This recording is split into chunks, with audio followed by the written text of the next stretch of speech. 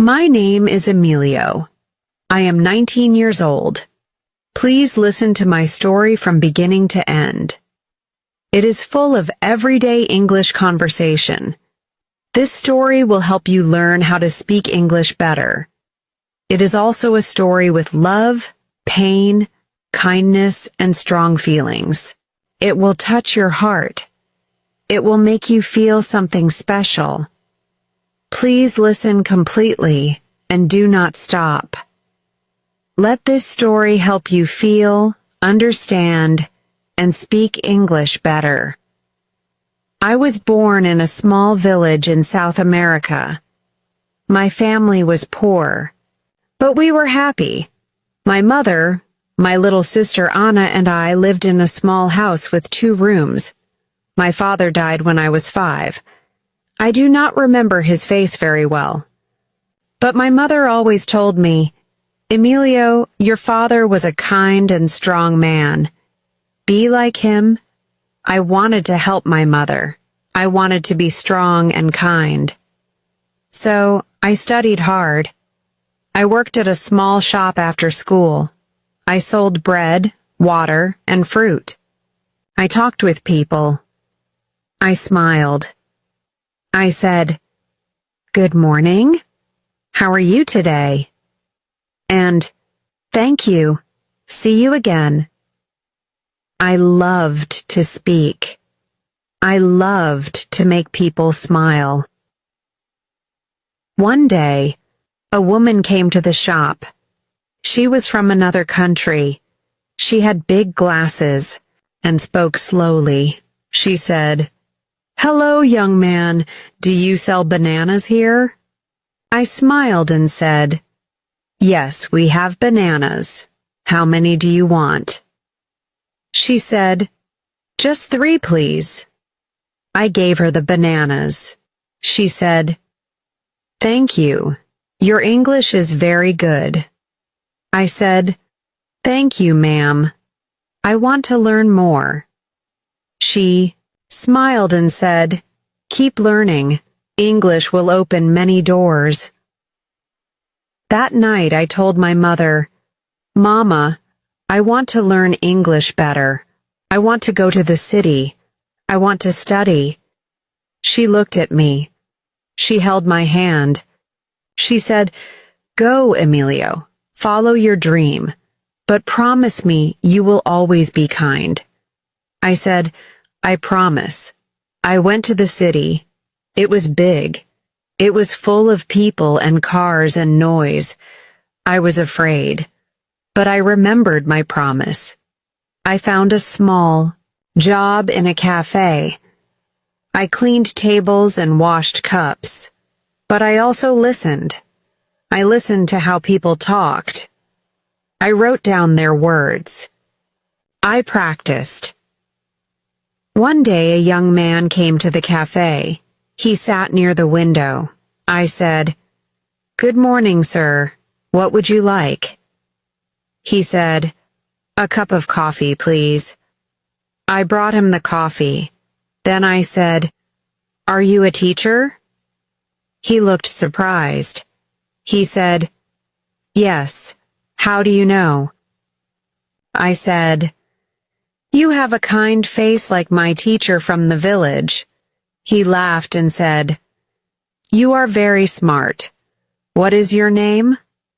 I said, "My name is Emilio." We talked every day. His name was David. He taught English at the city college. He said, "Emilio, your English is good, but it can be better. Would you like me to help you?" I said, "Yes, please." He gave me a book. It was full of everyday conversations. We practiced speaking. "Hello. How are you?" "I'm fine. Thank you." "And you?" "I'm good. What do you do?" "I work at a cafe." "And you?" "I'm a teacher." "Nice to meet you." "Nice to meet you too." I repeated these lines every day. I used them with people in the street, in the market, and in the cafe. Slowly, my English got better. One day, David said, "Emilio, do you want to join my class?" I said, "I cannot pay." He said, "It is free for you. I believe in you." I felt tears in my eyes. I said, "Thank you, David. You are so kind." In the class, I met many students from different places. One girl had long black hair and warm eyes. Her name was Lila. She was from Asia. She smiled at me and said, "Hi, my name is Lila. What's your name?" I said, "I'm Emilio. Nice to meet you." She said, "Nice to meet you too." We became friends. We studied together. We walked home together. She taught me new words. I helped her with grammar. We laughed. We shared food. One day she said, "Emilio, I miss my mother. She is far away." I said, "I miss my mother too. I think of her every night." She said, "Do you cry sometimes?" I said, "Yes, I do." She said, "Me too." We looked at each other. We felt close. One evening, I said to her, "Lila, I think I like you." She smiled. She said, "I like you too." It was simple. It was soft. It was sweet. We started spending more time together. We practiced English by talking about our lives. "What did you eat today?" "I ate rice and beans." "What about you?" "I had noodles and eggs." "What do you want to do tomorrow?" "I want to go to the park." "Okay, let's go together." Our English was growing. Our hearts were growing too. But life is not always easy. One day I got a call. My mother was sick. Very sick. I felt my heart stop.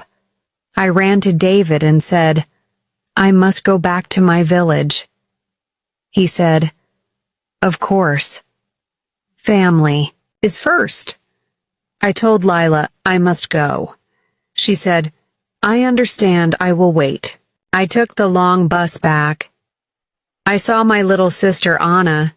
She ran to me and said, "Emilio." I held her. I ran to my mother's bed. She looked weak. She smiled and said, "My son, you are here." I held her hand. I said, "I am here, Mama."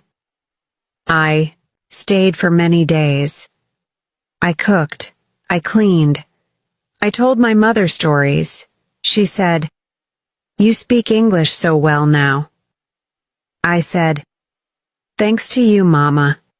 You always believed in me." One night she said, "Emilio, you must go back. You have a future. You have someone waiting." I said, "I cannot leave you." She said, "You are my dream. Go live it." I cried and said, "I love you, Mama." She said, "I love you too." I went back to the city. Lila was waiting at the bus stop. She ran to me and hugged me. She said, "Welcome back, Emilio." I said, "Thank you for waiting." We both worked hard. We finished our English course. David gave us a big hug and said, "I am proud of you both." Later, I got a job as a helper in a language school. I said to students, "Hello, how are you? My name is Emilio. I will help you speak English. Let us learn together." I looked at Lila. She smiled. She was now also teaching children English. I said to her one day, "Lila, we have come so far." She said, "Yes, we did it together." I said, Do you want to walk this life with me? She said. Yes, Emilio. Our love grew stronger. We helped more people. We made a small place where students could learn English for free. We called it Kind Words. We said, if you can speak, you can connect. If you can connect, you can love. Many people came. We started with simple conversations. Do you want tea or coffee? I want coffee, please. What is your favorite color? My favorite color is blue. What time is it? It is 3 o'clock. Where are you from? I am from Brazil. Everyday English. Simple words. Big dreams. One girl came to us. She was 11. She said, I want to speak English like you. I smiled and said, you can. Just speak, speak, speak. Don't be afraid. She asked, can I be a teacher too one day? I said, yes, you can. She said, why do you teach for free? I said, because someone helped me when I had nothing. I want to help others too. Lila and I sat one evening by the lake. She said, do you miss your village? I said, yes, but I carry it in my heart. She said, I carry my home in my heart too. We held hands and looked at the stars. Sometimes I look at the sky and say, Mama, are you proud of me? In my heart, I hear her voice. Yes, Emilio, always. If you are listening to my story, I want to tell you. Never give up. Speak every day. Use simple words. Be kind. Help others. And always believe in your dream. No dream is too small. No voice is too weak. You can speak English. You can touch hearts. You can change lives. Thank you for listening to my story. If you liked this story, please like and subscribe. It helps me keep working hard to bring more beautiful, emotional, and amazing stories just for you. I want to share more love, more dreams, and more learning with you. Do you believe a ghost can love a human? This is a strange story. It happened not long ago in a small town with many old buildings. People in this town walked slowly, drank hot tea, and loved to talk about the past. There was one very old building on Rose Street. It had many apartments. Some people said it was haunted. They said a ghost lived there, in apartment 3B, but no one really believed it. No one until Daniel moved in. Daniel was 25 years old. He was tall, with brown hair and green eyes.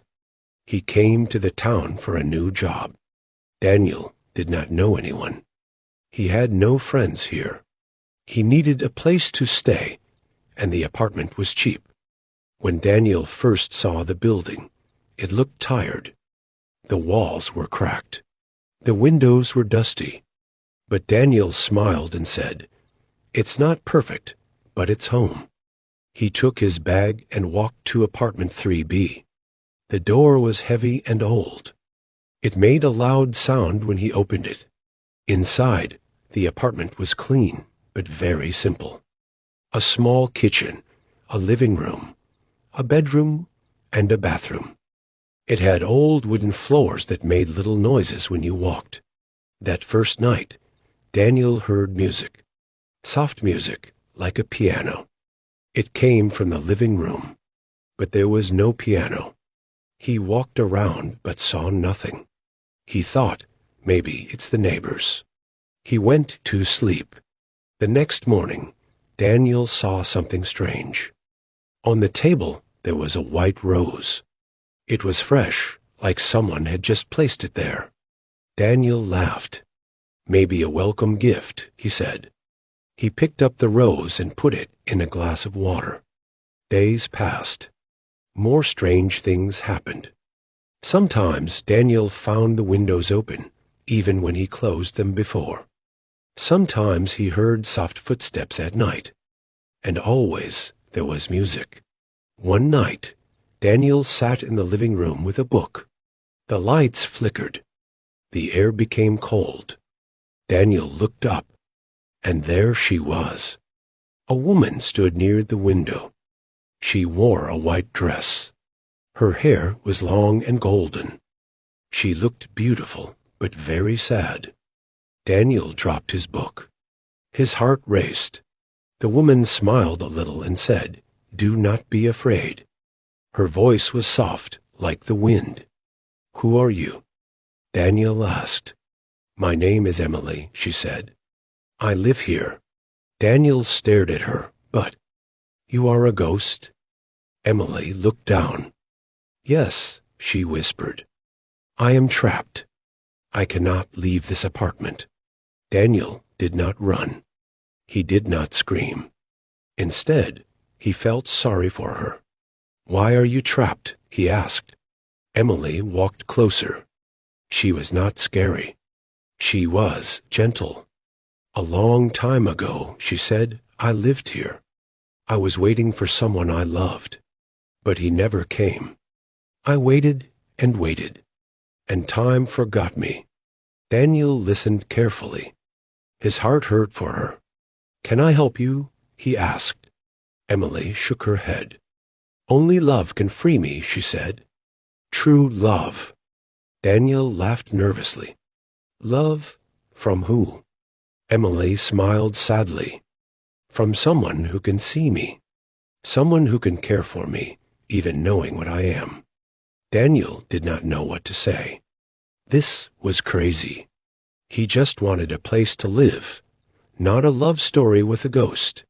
But that night, he could not stop thinking about Emily. Days turned into weeks. Daniel and Emily talked every night. She told him about her life, her dreams, and her favorite books. Daniel shared his own stories. Slowly, Daniel fell in love. He loved her laugh. He loved her kindness. He loved the way she looked at him, like he was the only person in the world. One evening, Daniel decided. He looked at Emily and said, "I love you." Emily's eyes filled with tears.